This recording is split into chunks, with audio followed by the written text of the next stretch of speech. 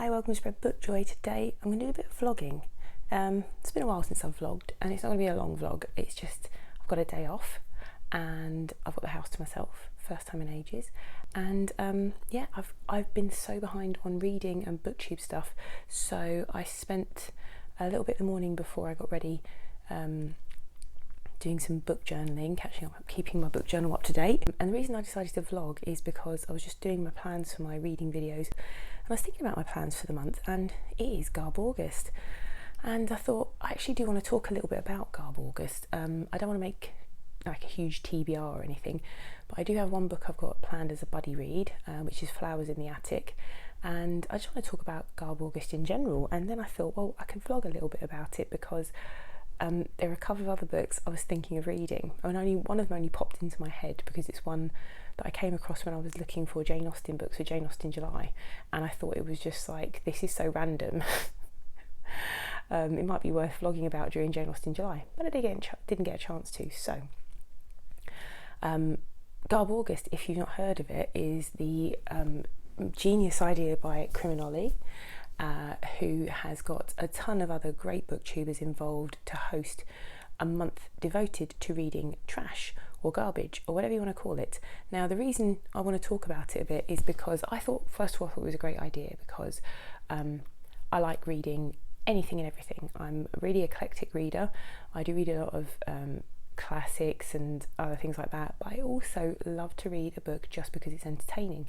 So I was watching some of the TBR announcement videos that some of the hosts had put out, and I was quite surprised to see how some people have taken the term trash, particularly when, you know, they're trying to define what trash is, and I think it's very subjective, isn't it? And some people have taken that term to be quite derogatory. And I think initially it is a derogatory term, of course, because you're saying trash, rubbish, you're saying it's worthless stuff. But actually, I think the whole point of something like GarbAugust is to reclaim the title, like the term trash. Reclaim it, be proud of it, because I am someone who I hate book snobbery with a passion. I actually think it's really dangerous, and I'll tell you why. Because in all of sort of my research around reading, my sort of academic area of interest is reading, and reading for pleasure for children, and reading as an identity. And if you choose to read for pleasure, like if you make the decision proactively to read and be a reader and read for pleasure, then as a child that automatically, regardless of your parents' educational background or economic background, your life chances will improve because of that. There are statistics out there, there's research out there, it's proven that it improves life chances, and it doesn't really matter how you get your start in reading or what you like to read for pleasure, as long as you're reading for pleasure. You're actively choosing to read a book because you enjoy it. So to shame anybody into not reading because you think that what they're reading is not worthy or worthy of merit, or that it's rubbish, is awful. And I think so when people are talking about trashy reads in this month of GarbAugust, it's kind of a celebration, and it's kind of a reclaiming of that word, taking it back, empowering people who want to read something just because it's a ripping yarn. Now, again, it is subjective. What does trash mean to me? Well, I don't take it as derogatory now. I'm taking the words trashy to mean anything that, for me, I will enjoy reading. It's not going to change me as a person or make me think too deeply. It's just going to be a ripping good story, or just something enjoyable or fun. Brain candy, as people like to call it. I think people used to call it a guilty pleasure, but I don't think there should be any guilt associated with reading. So brain candy, I'm going to call it. So yeah, I'm going to take part in GarbAugust. I've got the buddy read coming up. So when I was reviewing my Jane Austen July reads ahead of doing my video, I was reviewing this morning a bit, and I thought, oh gosh, I had that idea, didn't I? I came across this particular book I'm going to talk about, and I thought, that's hilarious. I could vlog about it, my reading experience of it, and it just seemed like the most ridiculous mashup. So there's that book, and I'm thinking what I might do today is I might read a chapter of that, see how it goes. And then the other book that I've been given by someone, and lots of people will probably not consider this trash, but I don't know. Yeah, but again, subjective, isn't it? So I'm going to choose to think this is possibly a GarbAugust book, but I was lent this by someone I absolutely love dearly, and they said, never read any of his books before, but this was really good, and it's a Jeffrey Archer book. Jeffrey Archer's Kane and Abel. So I think what I might do is try a chapter of this and try a chapter of this other book. So this is the other book. So this is kind of like a Jane Austen July / GarbAugust mashup. The other book, I'll see if I can get the cover up for you on my iPad. This is the book by Maria Grace Pemberley, Mr. Darcy's Dragon, Jane Austen Dragons book, a Jane Austen Dragons book. Now I saw this when I was researching sort of, Regency period, or what's the challenge? There's a challenge to read like a modern adaptation or a modern or a twist on a Jane Austen book, and this came up, and actually I was like, what? Jane Austen and dragons? But the more I think about it, and I thought it'd be quite funny to vlog that, my reaction to it, to see what it's like. And then I thought, it might be a dragon smut book, which I don't think it is, having read some of the reviews of it. But I'm going to read you the about section and see what you think. It is a truth universally acknowledged that a single man in possession of a good fortune must be in want of a dragon. So this is why I thought it might be dragon smart, but no, it's not. Fitzwilliam Darcy of Pemberley has the good fortune to be in possession of the first English fire drake egg laid in a century. Or at least he was, until some miscreant stole it. Mr. Darcy tracks the thief to Hertfordshire. Catching the thief, however, proved to be an entirely different kettle of brimstone, especially when he encounters fellow dragon keeper Miss Elizabeth Bennet of Longbourn. Elizabeth Bennet's deep connection to dragons and remarkable grasp of their lore make her the ideal companion for finding the egg. It's too bad that from their introduction she finds Darcy arrogant, conceited and selfishly disdainful of the feelings of others. Time is running out for Darcy to win Elizabeth's trust and recover the precious egg before it hatches, and the fragile peace between humans and dragons is lost forever. And it says here, Meryton meets Pern in a fantastical Regency romp bound to delight readers of Jane Austen and Anne McCaffrey alike. Book 1 in the Jane Austen Dragons series. There are 10 books in this series, and this one happens to have 712 quite high ratings on Amazon. Phone battery ran out. So that has a lot of high ratings on Amazon. Have you read Jane Austen's Dragons series? Are you interested in it at all? I'm just a bit like, what? I know that Pride and Prejudice and zombies was a thing, and I did read that, but that was pretty much the complete scene-to-scene retelling of Pride and Prejudice with zombies inserted. So I don't know how this is going to go. So if you're not familiar with Anne McCaffrey's Pern books, these Dragon Riders of Pern classic dragon fantasy books, I've not yet read any, and I bought this secondhand last year in order to get into them, because I do love fantasy, I do love dragons. This could actually be, I mean, I'm laughing about it because it's just so odd for me. I think it's just a really odd concept, but it could be I found my new favourite thing. Could be, right? I highly doubt it, but you never know. And what if I have? Amazing. Although, like I said, I'm concerned there is a 10-book series here. My concern is I don't have time to get into a 10-book series. Also, I think the other thing is I didn't read you the Jeffrey Archer. So the premise of this, the reason why I was thinking it's trashy rather than any sort of literary merit, is because it has it's about two men born on the same day on opposite sides of the world, their paths destined to cross in the ruthless struggle to build a fortune, a memorable story spanning 60 years of two powerful men linked by an all-consuming hatred, brought together by fate to save and finally destroy each other. This sounds like it would make a great mini-series, and that for me is also another sign of something possibly trashy. Though someone out there might say, what are you doing, Jack? Jeffrey Archer's not trash. Well, there you go. And again, talking about things, subjectivity, things that have trashy are considered not to have any literary merit, let's put it that way. But things that have got literary merit, let's just talk about that for a minute, because when I was doing my mid-year freak out tag, one of the questions was, what is your best book you've read so far this year? And I'm like, what do you mean best? Do you mean best in terms of enjoyment? Do you mean best in terms of probably best, most highly regarded book that I read and also enjoyed? Because there are books that I think are much higher in my rating system that I do just for me, that I would rate higher because they make me think for longer and they stay with me for longer. But at the time of reading, I don't necessarily have as huge amount of enjoyment out of them as, say, a Sookie Stackhouse book. So yeah, in terms of literary merit, and that's subjective too, right? Who decides what has literary merit? Academics, people in the publishing industry, or whatever. To me, you can win the Booker, but it doesn't mean you're going to be an interesting book. I've read Booker winners that bored me to tears. We were just talking about one the other day. It was an Ian McEwan book, and I was like, it didn't bore me to tears, that's a bit harsh, but they're not books that are necessarily that enjoyable for me, or that I would want to read again. It's all subjective is what I'm trying to say here. So one person's trash is another person's treasure.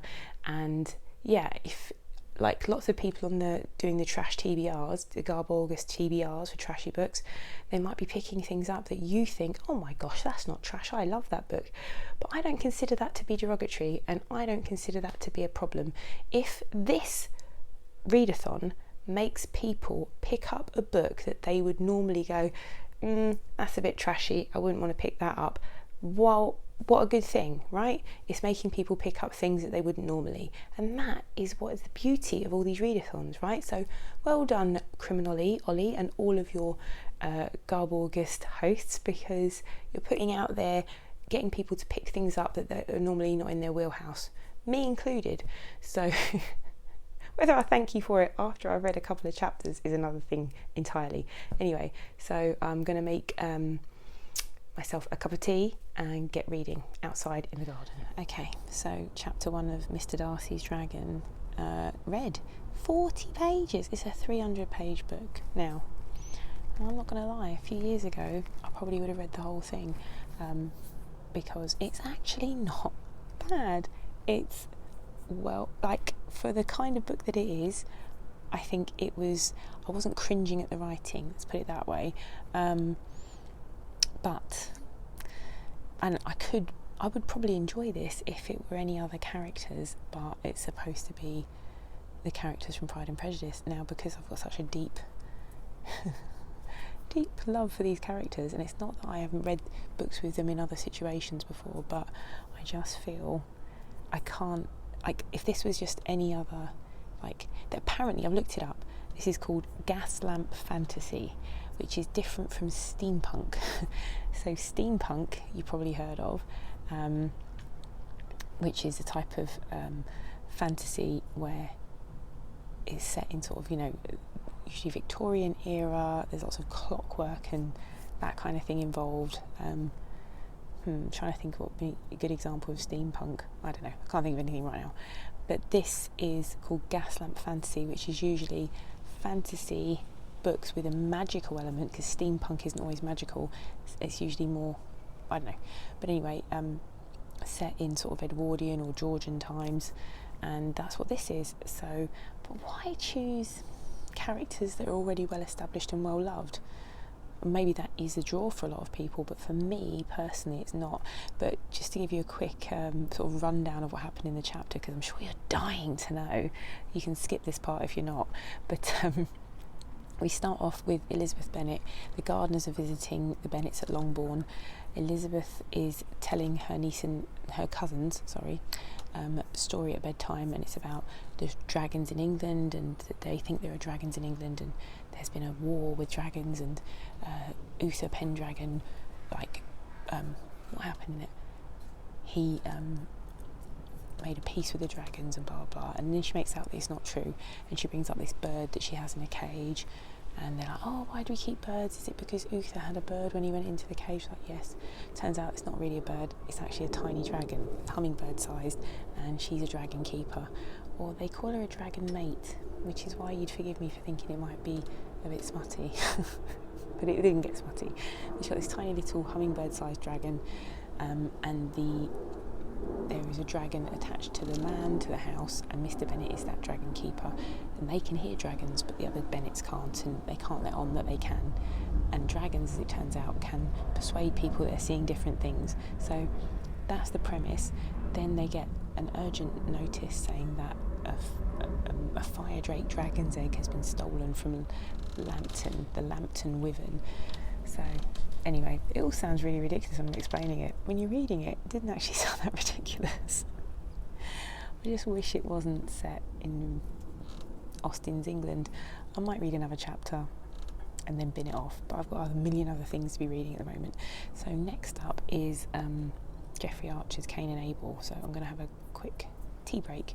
And this is the thing, I was going to vlog today and, like, you know, take you with me doing stuff, film me reading, so you know I'm actually reading these things.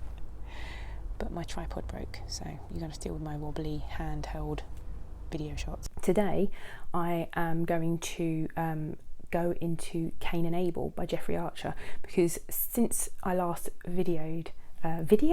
recorded for this vlog, which is now like a vlog going on for a few weeks vlog, I finished Flowers in the Attic by Virginia Andrews.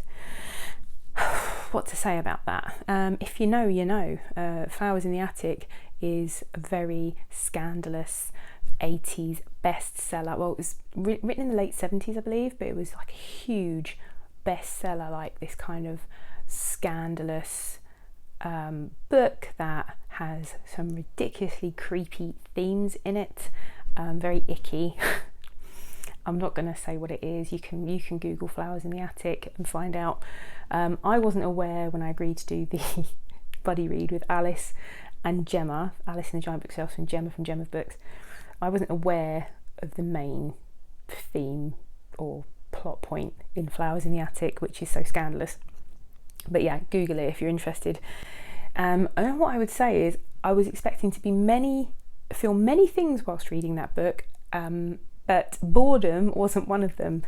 And it's boring. I found it, for me, the pace, given that the writing style isn't one that I particularly enjoyed, the character who's narrating it is not very likeable in my opinion, but the way the 4 siblings in this story are locked in an attic is the basic premise, but there's far more to it than that. But the way the characters talk to each other, the way they behave, I just didn't find it very believable. As someone who knows children and works with them, I just found it very it wasn't believable to me, and because of that I couldn't connect with any of the characters and didn't really care about any of the characters and what was going on with them.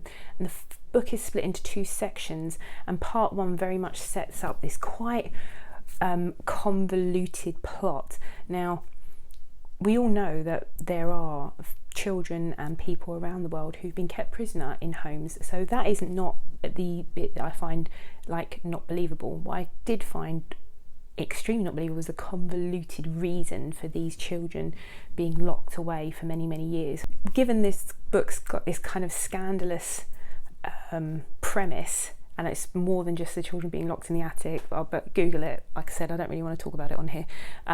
The book was just boring. I was expecting that I would read it and go, well, ick, and a few things, but that I wouldn't be bored. I thought it'd be pacey and plot focused, which is what, for me, I think I've talked about, or I've watched quite a lot of videos where people talk about what trashy or lowbrow fiction, these are the different terms that are being bandied around by various booktubers, and yeah, that plot is the main focus for these things, you know, a good story, and I would agree, a good story, not necessarily a good story, but stuff happening and plot and being pacey is kind of, and plot being the main driver of these novels is what defines a trashy, lowbrow, brain candy, guilty pleasure, whatever you want to call it, book.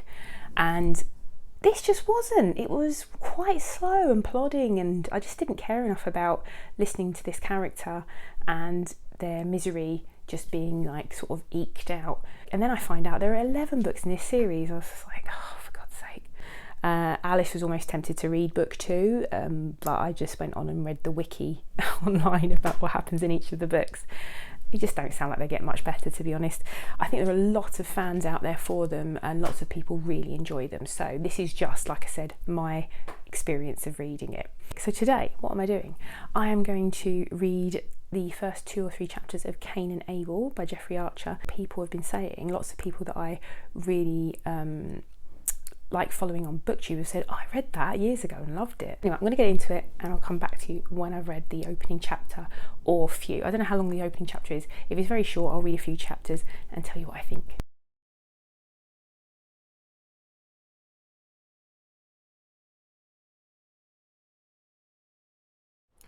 So I've read and really enjoyed 4 chapters of Kane and Abel. It's good.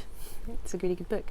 And that brings me around to the last thing I want to discuss, which is the there's been lots of discussions about the classification of books, I suppose, and would I classify Kane and Abel as, for GarbAugust, trashy? I don't know. I'm going to say, in terms of the quality of the writing, I don't think it could be classified as trash or lowbrow. Jane Austen did a great video on this, and she talked about lowbrow, middlebrow and highbrow. She doesn't like the term trash or garbage. Words that we pick to describe things are really powerful. So, I think it's quite divisive to call books trash. I personally don't have an issue with the word trash because, like I said in the start of this video, I think it's a word that's being reclaimed for the purposes of being loud and proud about liking books that some people would dismiss as not worthy of merit. And what is merit? So there's a whole load we could talk about that. I'm going to go inside and talk about it though, because it's a bit hot out here now. I've been sat out here reading for 20 minutes and I think I'm going to go inside and talk a bit more about that. So I've been really watching with interest the discussions around what the classification of books and that GarbAugust has brought up, and I've talked a little bit about it already in this video, which I filmed about 10 days ago, so I can't really remember what I was saying in that part of it. I suppose, in a sense, classification of books as this kind of 3-tiered system of books that are literary, worthy of sort of literary accolades and merit, and then the middle brow, as Jane Austen put it, books which are well written and well structured, but not necessarily, and they have something about them like the literary books. They kind of have themes and can be looked at on different levels in some ways, unlike books which we are now talking about as lowbrow or garbage or trash or whatever people want to call them. And I think for the purposes of this video, I think I'm going to just use the terms middle, high and lowbrow. And I think, to me, lowbrow also kind of is very condescending in a sense, because it's this idea of anything being lower. It's hierarchical, isn't it? But for want of better terms, I suppose I'm just gonna go with that. So the Jeffrey Archer is definitely now what I would classify something that would be middlebrow. It's not going to win any literary awards. It's not something that is complex and requires an awful lot of thought, but the language involved, there are some cultural references within there which would require some historical knowledge and background. There's clearly a lot of research gone into this book. I'm not saying that people who write what we consider lowbrow fiction don't do research. I'm sure they do, but this is a very a complex story with well thought out and well fleshed out, well-rounded characters, and I can tell that from the first 4 chapters. And I said in my last bit when I was outside in the garden, this is a good book. Well, until I finished the book, I can't really say that, can I? Good in a sense of enjoyment, or whether I liked it or not, I can't really say that till I finished the book. But in terms of the writing style and the structure of the story, I feel this is not a book you could classify as trash or lowbrow, but it's definitely more complex in, like I said, characterization, structure, language than for instance Flowers in the Attic. Yeah, so I suppose what I want to say about this whole discussion really is there is clearly a difference in the quality of any art that is produced, but in terms of who decides what is worthy of, you know, the highest kind of level of merit. I think that's really, you know, it's a subjective thing. And I did a module for my master's all around culture and diversity and what culture means, and who decides what is culturally worthy of study and merit. And as we've found out, you know, over here in the UK particularly, when we look at the literature that's studied at school and the history that's studied in schools, it tends to be the dominant class group that decides on that, and that tends to be white privileged men. And so for much of our lives in this country, that has been the dominant social group, and therefore they're the ones that decide what's worthy of merit. And so there's a whole discussion to be had around cultural meritocracy and things like that, and how things get to be deemed worthy of merit. Now, there are objectively better characteristics to good writing. I think, you know, everyone's in agreement that good language, good description, figurative language, literal description, characterization, believable characters, emotional investment, these things are what makes a book good. What makes a book enjoyable is subjective, because it depends on your level of interest in the subject matter, whether you like the genre particularly. Like, there are some literary books that are considered literary out there that I thoroughly enjoy, and then there are books I just don't, and I just think I've worked my way and slogged my way through things. James Joyce being one last year, I would say now is not for me. I couldn't have been more bored reading A Portrait of the Artist as a Young Man, but he is someone whose work is considered very literary and worthy of merit. So I suppose what I'm trying to say at the end of the day is merit. What is it, and who decides who gets it? And I think anything's worthy of merit. Any book is worthy if there is a reader out there to enjoy it, and I think there is a reader for every book. So it's an interesting discussion, this one that I could talk about for hours with people, but if you enjoy it and you've had a good time reading it, then it's a good book. That's my opinion on all of this. I think it's really hard as well not to read a book and judge it, because that's what we're all here to do, right? This is why we're on YouTube. This is why we talk about books. We are making judgments.